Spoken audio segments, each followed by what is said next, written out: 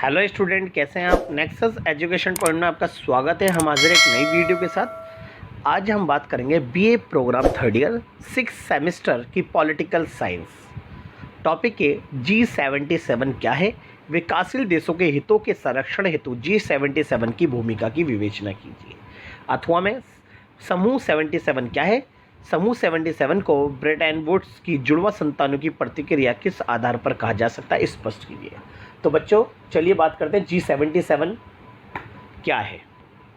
G77 विकासशील देशों का एक ऐसा समूह था जिन्हें 1944 में होने वाले ब्रेटन वुड्स के सम्मेलन में होने वाले नियमों से कोई लाभ नहीं हुआ था, इसलिए वे एक नई अंतर्राष्ट्रीय आर्थिक प्रणाली की मांग करने लगे। तो G77 का उदय इस बात पर हुआ था कि जब 1944 में ब्रेटन वुड्स में एक सम्मेलन हुआ था और वो सम्मेलन था वित्तीय संस्थाओं के उदय के लिए।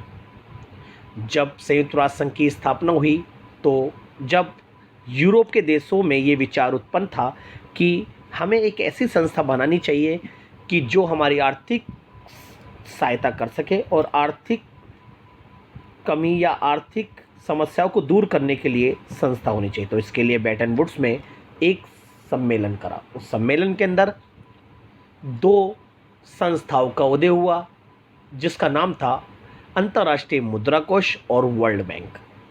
ऐसे में ये संस्था जो थी ये विकसित देशों के सम्मेलन से हुई थी, इसलिए यहाँ इस सम्मेलन में जो दो संस्थाएं थी उनको विकसित देशों के हितों के लिए माना गया। विकासशील देशों का एक ऐसा बड़ा तबका जिसने ब्रेटन वुड्स के इन दो संस्थाओं को स्वीकार नहीं किया, इसलिए विकासशील देश यानी गरीब देश जो थे उन्होंने अपनी अलग से एक आर्थिक संस्था बनाने की बात की गई, क्योंकि उनका ये कहना था कि विकसित देशों के बाज़ारों तक हम नहीं पहुंच पाते और विकसित देश हमारे विकासशील देशों में आकर खुले व्यापार और हमारे जो प्राकृतिक संसाधन यानी हमारे जो कच्चा माल है उसका ज़्यादा से ज़्यादा प्रयोग करते हैं, लेकिन हम विकसित देशों के बाज़ारों तक नहीं पहुंच पाते, इसलिए हम विकसित देशों के बराबर WTO और IMF का लाभ नहीं उठा पाएंगे। इसलिए उन्होंने अलग से एक नई अंतर्राष्ट्रीय अर्थव्यवस्था की बात कही। तो वो जो देश थे जिन्होंने ब्रेटन वुड्स की दो संस्थाओं को स्वीकार नहीं करा, विकासशील देश जो अपनी अलग से एक संस्था बनाने वाले थे, वो थे G77 के सदस्य। अतः ब्रेटन वुड्स के सम्मेलनों में अंतर्राष्ट्रीय मुद्रा कोष एवं विश्व बैंक का जन्म हुआ, जिन्हें ब्रेटन वुड्स की जुड़वा संतान कहा गया, क्योंकि अंतर्राष्ट्रीय मुद्रा कोष और विश्व बैंक पर केवल कुछ शक्तिशाली विकसित देशों का ही दबदबा था, इसलिए उनसे विकासशील देशों को कोई विशेष लाभ न हुआ। इसलिए इन ब्रेटन वुड्स की जुड़वा संतान की प्रतिक्रिया के रूप में विकासशील देशों के G77 नाम देशों ने नई आर्थिक प्रणाली की मांग कर डाली ताकि उनके अपने आर्थिक उद्देश्य पूरे हो सके। जैसे कि इस नई अंतर्राष्ट्रीय आर्थिक प्रणाली से उन्हें ये आशा थी कि उन्हें अपने संसाधनों पर सही अर्थों में नियंत्रण हो सकेगा, परंतु नहीं हो पाता। उन्हें विकास के लिए आर्थिक सहायता मिल सके, उन्हें कच्चे माल के सही दाम मिल सके, उन्हें अपने तैयार मालों के लिए विकसित देशों के बाजारों में बेचने के लिए बेहतर पहुंच मिल सके। ये G77 का लक्ष्य था, उद्देश्य था और अलग से आर्थिक प्रणाली की मांग का उद्देश्य था। अब बात करते हैं G77 की स्थापना। समूह 77 की स्थापना 15 नवंबर 1964 को 77 गुटनिरपेक्ष देशों द्वारा 77 की सहमति द्वारा हुई, यानी 77। अक्टूबर 1967 में 77 देशों की प्रथम मंत्री स्तरीय बैठक अल्जीरिया की राजधानी अल्जियर्स में हुई, यानी 77 का पहला शिखर सम्मेलन हुआ था 67 में। इस बैठक में जो प्रस्ताव स्वीकार किया गया वे अल्जीरियस चार्टर के नाम से जाना गया। इस बैठक में ये फैसला भी किया गया कि इस संगठन की शाखाएं जेनेवा, नैरोबी, पेरिस, रोम, वियना और वाशिंगटन में शाखाएं होंगी, यानी G77 के मुख्यालय स्थापित किए जाएंगे ताकि वो विकसित देशों के बाजार और उपनिवेशों का इस्तेमाल कर सके। अब G77 की भूमिका क्या थी? G77 जो था ये विकासशील देशों की स्वतंत्रता और प्रभुसत्ता में अपनी अहम भूमिका निभाई।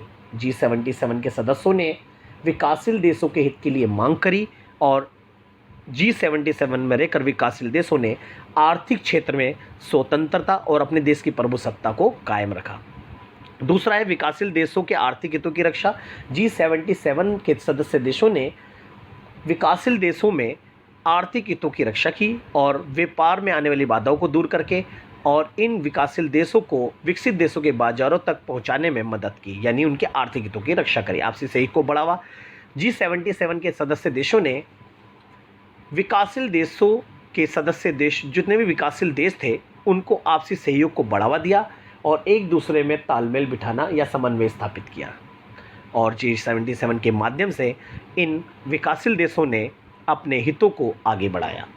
विकासशील देशों की स्वतंत्रता में भूमिका निभाई, क्योंकि इन्होंने G77 ने खुलकर अपनी आर्थिक प्रणाली की स्थापना तो करी थी और इन बड़े विकासशील देशों के बड़े बड़े उद्योगों को या उनके व्यापार को विकसित देशों तक पहुंचाया और विकसित देशों में उद्योग करने में जो बाधाएं आ रही थी उन बाधाओं को G77 ने दूर करने में अपनी अहम भूमिका निभाई। नई आर्थिक प्रणाली की मांग करी ताकि वो अपने संसाधनों को सुरक्षित रख सके और अपने नई अंतर्राष्ट्रीय प्रणाली के माध्यम से विकसित देशों के बाज़ारों तक अपने व्यापार को बढ़ा सके और उन्हें उनकी कच्चे जो माल है उनका उचित दाम मिल सके। आर्थिक विकास और वैश्विक व्यापार में भूमिका, इन्होंने आर्थिक विकास और वैश्विक व्यापार में अपनी भूमिका निभाई। आज विकासशील देश भूमंडलीकरण के दौर में आज विकसित देशों के साथ खुलकर व्यापार कर रहे हैं। ये सब G77 के द्वारा संभव हो सका।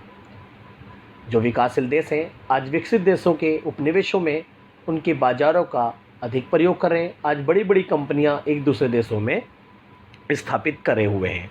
तो ये G77 की भूमिका थी। तो अगर आपने हमारे चैनल को सब्सक्राइब नहीं किया है तो हमारे चैनल को सब्सक्राइब करें, लाइक कमेंट शेयर करना ना भूलें।